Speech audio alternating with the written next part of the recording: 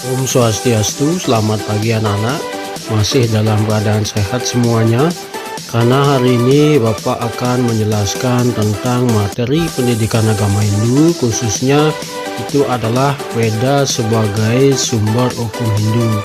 Materi yang akan Pak tayangkan nanti melalui PowerPoint. Silakan anak-anak simak materinya dengan baik. Kemudian anak-anak pelajari juga buku-buku yang terkait tentang itu. Untuk persingkat waktu, silakan anak-anak simak video berupa PowerPoint berikut ini. Selamat bertemu kembali anak-anak dengan Bapak pada materi Weda sebagai sumber hukum Hindu. Nah, adapun yang akan Pak sampaikan itu adalah memahami klasifikasi Weda sebagai sumber hukum Hindu. Hakikat Weda sebagai sumber hukum Hindu. Hukum adalah kumpulan-kumpulan peraturan-peraturan hidup yang bersifat memaksa, berisikan suatu perintah, larangan untuk berbuat atau tidak berbuat sesuatu.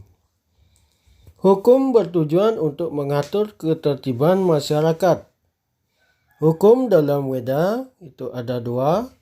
Ada Reta, kemudian ada Dharma. Reta adalah hukum alam yang bersifat abadi. Dharma adalah hukum duniawi, baik yang ditetapkan atau tidak. Dharma sebagai istilah dalam sumber hukum Hindu. Yang pertama, Dharma mengandung pengertian norma. Dharma mengandung pengertian keharusan yang kalau tidak dilakukan dapat dipaksakan dengan ancaman sanksi atau denda. Sejarah perkembangan hukum Hindu di India sampai dengan di Indonesia. Sejarah perkembangan sumber hukum Hindu dilihat dari latar belakangnya, yang mana hukum Hindu adalah sebuah tata aturan yang membahas aspek kehidupan manusia secara menyeluruh. Kemudian, hukum Hindu adalah sebuah kode etik untuk mengatur kehidupan manusia. Nah, dari latar belakang itu maka melahirkan 3 aliran yang mengembangkan hukum Hindu di India, yaitu yang pertama itu adalah aliran Yajnavalkya, yang kedua adalah aliran Mitaksara, kemudian yang ketiga itu adalah aliran Dayabhaga. Tetapi dari ketiga aliran itu ada 2 aliran itu yang paling berpengaruh, yaitu aliran Yajnavalkya dan aliran Mitaksara. Nah, kemudian perkembangan sumber hukum Hindu yang disebut dengan Dharma Sastra, karena perkembangannya itu sudah dilakukan pelembagaan, yang mana pelembagaan itu atas usulan-usulan penulis Dharma Sastra, yaitu Resi Manu tahun 900 Masehi. Kemudian perkembangan sejarah hukum Hindu sangat pesat sekali sehingga sampai ke Indonesia. Yang mana pengaruh hukum Hindu di Indonesia itu yang pertama, hukum Hindu itu pada zaman Majapahit. Pada zaman itu sudah terjadi penyesuaian tentang hukum Hindu, yang mana lebih dikenal dengan istilah Dharma, yang kemudian dipakai sebagai sebuah ajaran yang dalam bentuk terjemahan berbahasa Jawa kuno. Nah, kemudian Dharma di sana dipakai sebagai undang-undang yang mengatur praja wilayah Nusantara pada zaman Majapahit. Nah, yang kemudian menjadi hukum Hindu sebagai aturan dalam kenegaraan. Kemudian mengatur kehidupan manusia, perseorangan maupun kelompok melalui undang-undang yang dibuat oleh lembaga. Yang termasuk sumber hukum Hindu. Itu yang pertama ada Sruti, yang kedua itu adalah Smriti, yang ketiga itu adalah Sila, kemudian yang keempat adalah Sadacara, yang kelima itu adalah Amanastuti. Nah, kemudian ada juga sumber hukum Hindu dari kitab-kitab lain, itu ada 11 banyaknya. Yang pertama itu adalah kitab Sara Samuscaya, yang kedua kitab Suara Jambu, yang ketiga itu adalah kitab Siwa Sesana, yang keempat kitab Purwadigama, yang kelima kitab Purwagama, keenam kitab Dawagama, ketujuh kitab Kutara Manawa, yang kedelapan kitab Adigama, yang kesembilan kitab Kertasima, yang 10 itu adalah kitab Kertasima Suba, yang ke-11 itu adalah kitab Parasara. Kemudian di mana letak Dharma Sastra dalam struktur Hindu? Nah, bisa kita lihat letak Dharma Sastra itu berada di bagian kalpa. Yang mana kalpa itu terdiri dari 4 bagian.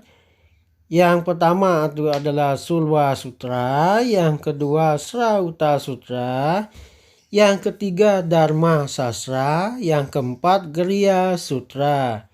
Nah, jadi di sini Dharma Sastra itu ada di bagian yang ketiga dari kalpa, yang mana Dharma Sastra juga memuat 3 bidang, yaitu bidang hukum keagamaan, bidang hukum kemasyarakatan, bidang hukum tata negara. Selanjutnya bagaimana peninjauan sumber hukum Hindu? Peninjauan sumber hukum Hindu yang pertama itu bisa kita lihat dalam arti sejarah.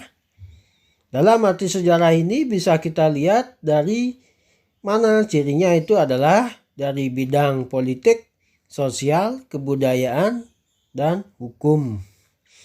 Kemudian bisa juga dilihat dari prasasti, piagam-piagam, dan tulisan yang memiliki sifat hukum yang ditulis pada zaman tertentu. Contohnya misalnya Pancasila. Kemudian dalam arti sejarah juga dilihat dari bukti pengaruh hukum Hindu di Indonesia. Misalnya Siwa Sesana dan Kutara Manawa. Nah, kemudian selanjutnya dalam arti sejarah. Menurut catatannya periode berlakunya sumber hukum Hindu itu ada 4. Yang pertama itu adalah pada zaman Kertayuga. Kemudian yang kedua pada zaman Tertayuga. Yang ketiga pada zaman Dwapara Yuga. Yang keempat pada zaman Kali Yuga. Yang mana pada zaman Kertayuga itu Manawa Dharma Sastra yang berlaku itu adalah karangan Maharesi Manu. Kemudian zaman Tertayuga Manawa Dharma Sastra yang dibuat oleh Gautama. Kemudian pada zaman Dwapara Yuga Manawa Dharma Sastra yang berlaku pada zaman itu adalah yang dikarang oleh Resi Samkalikita. Pada zaman Kali Yuga nantinya itu adalah yang berlaku Manawa Dharma Sastra karangan Parasara. Selanjutnya, hukum Hindu dilihat dari arti sosiologi, yang mana di sini yang berkaitan dengan keadaan ekonomi masyarakat, kemudian ada hubungan agama, budaya, bahasa, dan suku, yang mana kedua bagian ini itu adanya hubungan yang melembaga antara satu dengan yang lain. Kemudian dalam arti formal bisa kita lihat yang pertama itu adalah bahwa dalam arti formal yang dibuat oleh badan atau lembaga yang berwenang. Jadi hukum-hukum Hindu itu dibuat oleh badan atau lembaga yang berwenang. Kemudian misalnya seperti ada undang-undang, kebiasaan atau adat, kemudian traktat, jurisprudensi, pendapat ahli hukum yang terkenal. Dalam arti filsafat, di sini dapat kita lihat bersumber dari banyak sumber dan luas yang memiliki daya pengikat, memiliki sifat mengatur, memiliki sifat rasional atau realistis.